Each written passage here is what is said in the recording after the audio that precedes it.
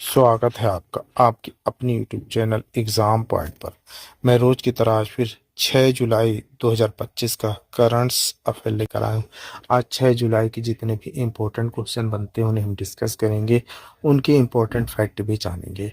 दोस्तों, आप किसी भी एग्ज़ाम की तैयारी कर रहे हैं तो ये वीडियो आपके लिए मोस्टफुल रहने वाला है। इस वीडियो के लास्ट में हमने आपके लिए एक क्वेश्चन रखा है जिसका आंसर आप लोग को कमेंट्स बॉक्स में देना है। आइए शुरू करते हैं। पहले नंबर का क्वेश्चन देखते हैं। आइए पहला क्वेश्चन देखते हैं। किस दिन को विश्व जूनोसिस दिवस के रूप में मनाया जाता है? सही आंसर है डी, 6 जुलाई को, आज ही के दिन। की पॉइंट देखते हैं। इबोला, एवियन इन्फ्लुएंजा और वेस्ट नाइल वायरस जैसे जूनोटिक रोग के खिलाफ पहला टीका विकसित किए जाने के कारण हर साल 6 जुलाई को विश्व जूनोसिस दिवस मनाया जाता है। जूनोज एक संक्रमण रोग है जो जानवरों से मनुष्यों में फैलता है। एक जूनोटिक बीमारी के खिलाफ पहला टीकाकरण 6 जुलाई 1885 को फ्रांसीसी जीव विज्ञानी लुई पास्चर द्वारा सफलतापूर्वक विकसित किया गया था। आइए दूसरे नंबर का क्वेश्चन देख लेते हैं। भारत का पहला acquired disease free compartment EDFC कहाँ स्थित है? सही आंसर है ए, मेरठ में। मेरठ कहाँ? उत्तर प्रदेश में। और उत्तर प्रदेश के CM कौन है? योगी आदित्यनाथ जी। और राज्यपाल है आनंदीबेन पटेल जी, याद रखिएगा।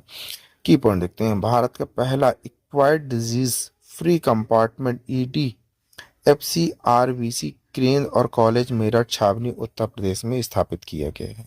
इसे आधिकारिक तौर पर विश्व पशु स्वास्थ्य संगठन WOAH द्वारा मान्यता प्राप्त हुई है।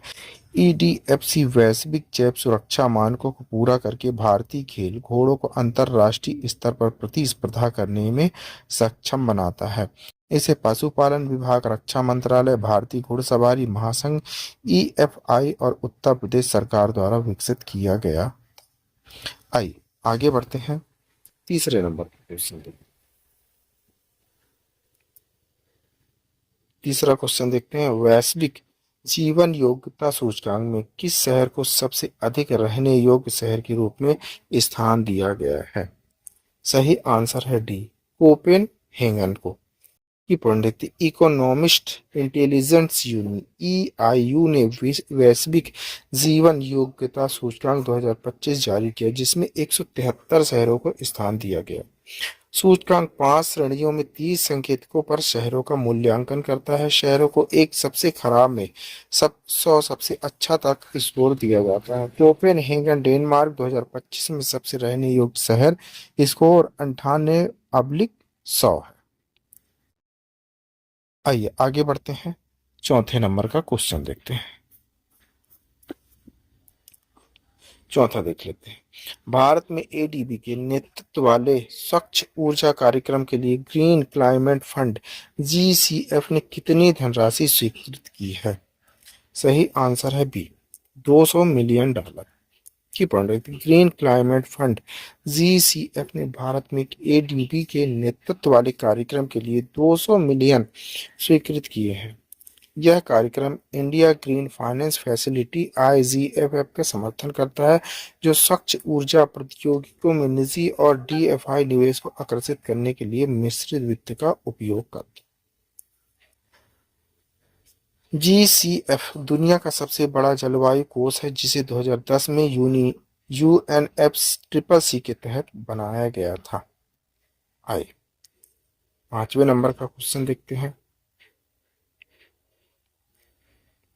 असम में पाई गई नई गार्सिनिया प्रजाति का नाम जो एक वनस्पति शास्त्री की मां के नाम पर रखा गया है क्या है?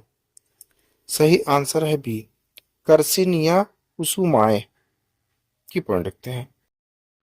एक नई पादप प्रजाति गार्सिनिया कुसुमाए असम के बक्सा जिले में खोजी गई है। इस प्रजाति का नाम पर्यावरणविद जनिंद्र शर्मा की मां कुसुम देवी के सम्मान में रखा गया है। उन्होंने इस खोज का नेतृत्व किया था। स्थानीय रूप से थोईकोरा के रूप में जाना जाता है। यह बिलिंदी सदाबहार वृक्ष है जो 18 मीटर तक ऊंचा होता है। गार्सिया लूसियासी परिवार से संबंधित है। स्तर विश्व स्तर पर इसकी 414 ज्ञात प्रजातियां हैं। आइए छठे नंबर का क्वेश्चन देख लेते हैं।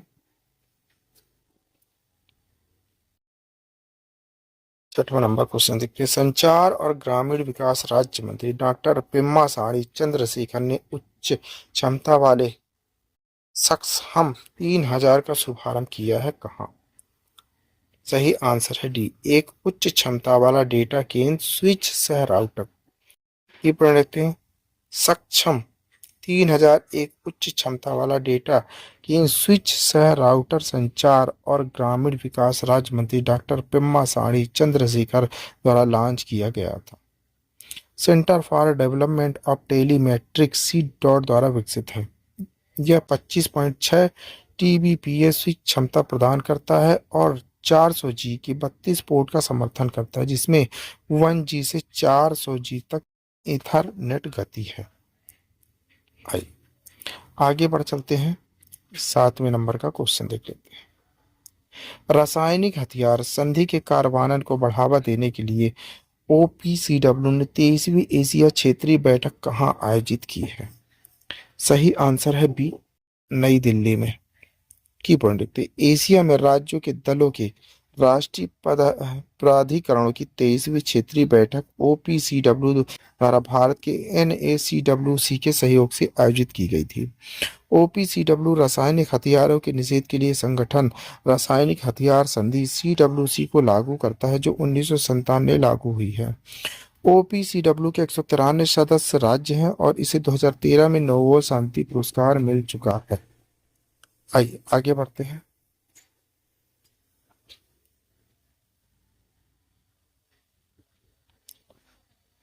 आइए 8वें नंबर का क्वेश्चन देखते हैं। किस कंपनी ने भारत के पहले बैगलेस चाय इनोवेशन के लिए पेटेंट हासिल किया है? सही आंसर है बी, बूला टी। की प्रवृत्ति बूला टी एक असम आधारित कंपनी को 20 साल का भारतीय पेटेंट बैगलेस चाय इनोवेशन के लिए मिला है। प्रदान किया गया पेटेंट संख्या 567895 का शीर्षक है compress to whole leaf tea tips and methods thereof है। इस उत्पादन में संपीड़ित पूरी चाय की पत्तियां का उपयोग किया जाता है। एंटीगोली दांती पाट एक कली और दो पत्तियां एक प्राकृतिक डेयरी से बधी हुई है पारंपरिक चाय बैग को समाप्त करती है। यह बैगलेस डिजाइन माइक्रो स्टेप्स से बचाता है जो पारंपरिक चाय बैग में आमतौर पर पाए जाते हैं, जिससे यह पर्यावरण के अनुकूल और टिकाऊ बनाता है। आइए 9वें नंबर का क्वेश्चन देख लेते हैं। टाटा ट्रस्ट की सहायता से भारत का पहला ट्रांसजेंडर क्लिनिक में कहाँ शुरू किया गया है? सही आंसर है ए, हैदराबाद में। की पॉइंट भारत का पहला ट्रांसजेंडर क्लिनिक मित्र क्लिनिक अब सबरंग को हैदराबाद में फिर से खोला गया है टाटा ट्रस्ट के समर्थन से। मूल रूप से 2021 में शुरू किया गया यह भारत में पहला ऐसा क्लिनिक जो पूरी तरह से ट्रांसजेंडर व्यक्तियों द्वारा संचालित और स्टाफ किया जाता है। क्लिनिक ट्रांसजेंडर समुदाय के लिए समावेशी, सम्मानजनक और समुदाय नेतृत्व वाली स्वास्थ्य सेवा प्रदान करता है। आइए आगे बढ़ते हैं। 10वें नंबर का क्वेश्चन देखते हैं। रासायनिक उद्योग वैश्विक मूल्य श्रृंखलाओं में भारत की भागीदारी को सशक्त बनाना लॉन्च किया गया है। सही आंसर है ए, नीति आयोग द्वारा। कीवर्ड नीति आयोग ने रासायनिक उद्योग वैश्विक मूल्य श्रृंखलाओं में भारत की भागीदारी को सशक्त बनाना शीर्षक से एक रिपोर्ट जारी की गई। रिपोर्ट भारत के रासायनिक क्षेत्र के अवसरों और चुनौतियों पर प्रकाश डालती है और वैश्विक प्रतिस्पर्धा बढ़ाने के लिए एक रोड मैप प्रदान करती है। रासायनिक उद्योग में रासायनिक पदार्थों का उत्पादन, परिवर्तन और वितरण शामिल किया गया है। 11वें नंबर का क्वेश्चन देखते हैं। भारत सरकार 3 नए रणनीतिक तेल भंडार क्यों बना रही है? सही आंसर है सी, आपात स्थिति में तेल की कमी से बचाने के कि भारत यह सुनिश्चित करने के लिए एक स्मार्ट योजना पर काम कर रहा है कि देश कभी भी तेल की कमी से न जूझे, चाहे किसी भी आपात स्थिति का सामना क्यों न करना पड़े। सरकार 3 नए रणनीतिक तेल भंडार बनाने की योजना बना रही है। ये ऐसे बड़े भंडारण क्षेत्र होंगे जहां देश भविष्य की जरूरतों के लिए कच्चा तेल सुरक्षित रख सकेगा। अगर किसी कारणवश दूसरे देशों से तेल की आपूर्ति में बाधा आती है या अंतर्राष्ट्रीय बाजार में तेल की कीमतें बहुत बढ़ती हैं, तो ये अतिरिक्त भंडारण देश के लिए मददगार साबित होगा। इससे भारत किसी भी आपात स्थिति में तैयार रहेगा। 12वें नंबर का क्वेश्चन देखते हैं। प्रधानमंत्री नरेंद्र मोदी को किस देश के सर्वोच्च नागरिक सम्मान से सम्मानित किया गया है? सही आंसर है बी, त्रिनिदाद और टोबैगो के बोलने प्रधानमंत्री नरेंद्र मोदी को 4 जुलाई 2025 को त्रिनिदाद और टोबैगो के सर्वोच्च नागरिक सम्मान the order of the Republic of Trinidad and Tobago को सम्मानित किया गया। यह सम्मान उन्हें उनकी वैश्विक नेतृत्व क्षमता, भारतीय प्रवासी समुदाय से गहरे जुड़ाव, कोविड-19 महामारी के दौरान मानवीय प्रयासों के लिए दिया गया है। बता दें कि पीएम मोदी फिलहाल 5 देशों के दौरे पर है। त्रिनिदाद और टोबैगो की यह 2 दिन की यात्रा उनका दूसरा पड़ाव है। वहीं सम्मान मिलने के बाद उन्होंने कहा, त्रिनिदाद एंड टोबैगो के सर्वोच्च सम्मान से सम्मानित होकर मैं गौरवान्वित हूँ। मैं यह सम्मान 140 करोड़ भारतीयों की ओर से स्वीकार करता हूँ। आइए 13 नंबर का क्वेश्चन देखते हैं। भारत का पहला केंद्र शासित प्रदेश कौन सा है जिसने टीबी स्क्रीनिंग को परिवार दत्तक ग्रहण कार्यक्रम के साथ जोड़ दिया है? सही आंसर है डी, पुडुचेरी। पुडुचेरी ने टीबी के खिलाफ लड़ाई में एक अग्रणी कदम उठाया, क्योंकि यह भारत का पहला केंद्र शासित प्रदेश बन गया है जिसने टीबी स्क्रीनिंग को परिवार गोद लेने के कार्यक्रम के हिस्से के रूप में एकीकृत किया है। यह अभिनव दृष्टिकोण मेडिकल कॉलेज और छात्रों, स्थानीय स्वास्थ्य विभाग के बीच सहयोग के माध्यम से चलाया जा रहा है। परिवार दत्तक ग्रहण कार्यक्रम राष्ट्रीय चिकित्सा आयोग द्वारा संचालित एक पहल है, जिसके तहत मेडिकल छात्र अपने सामुदायिक आउटरीच के भाग के रूप में 3 से 5 परिवारों को गोद लेते हैं तथा 3 वर्षों की अवधि में उनका अनुसरण करते हैं। 14 नंबर का क्वेश्चन देखते हैं। भारत और त्रिनिदाद एंड टोबैगो के बीच कितने समझौते पर हस्ताक्षर किए गए हैं? सही आंसर है सी, 6।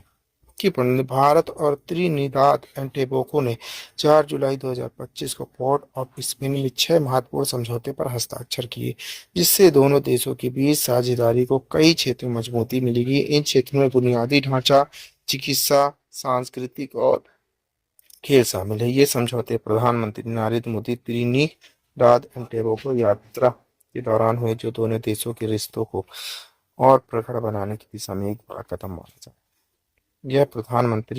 यह 1999 बाद किसी भारतीय प्रधानमंत्री की त्रिनिदाद एंड टोबैगो की पहली आधिकारिक यात्रा। प्रधानमंत्री Narendra Modi Trinidad and Tobago की प्रधानमंत्री कमला प्रसाद विशेषज्ञ से मुलाकात की और सहयोग को बढ़ाने के लिए महत्वपूर्ण बातचीत की। दोनों नेताओं ने कृषि, शिक्षा, डिजिटल भुगतान, स्वास्थ्य सेवाओं में भविष्य की साझेदारी पर चर्चा की। आइए लास्ट क्वेश्चन है, 15 नंबर देख लेते हैं। भारत की पहली निजी सैटेलाइट ब्रॉडबैंड सेवा शुरू करने की मंजूरी किस कंपनी को मिली है? सही आंसर है सी, अनंत टेक्नोलॉजीज को।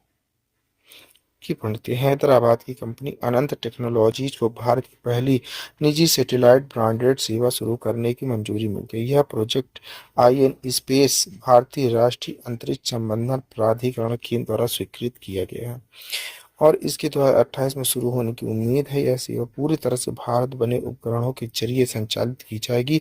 यह कदम अंतरिक्ष आधारित इंटरनेट सेवा, स्टारलिंक, वन वेब और अमेजॉन विलिपर जैसे वैश्विक खिलाड़ियों को टक्कर देने की दिशा में भारत एक महत्वपूर्ण प्रयास है।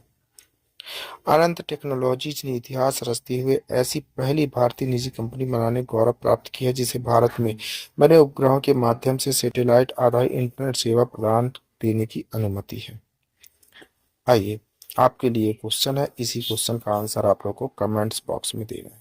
क्वेश्चन देख लेते हैं। WHO के 3x35 पहल का मुख्य लक्ष्य क्या है? वैश्विक स्तर पर तंबाकू उत्पादन को समाप्त करना, स्कूलों में मीठे पेय पर प्रतिबंध लगाना, 2035 तक तंबाकू, शराब, मीठे पेय, स्वास्थ्य करों में 50% की वृद्धि करना, वैश्विक स्तर पर खेल फिटनेस को बढ़ावा देना। दोस्तों इस क्वेश्चन का आंसर आप लोग को कमेंट्स बॉक्स में देना है।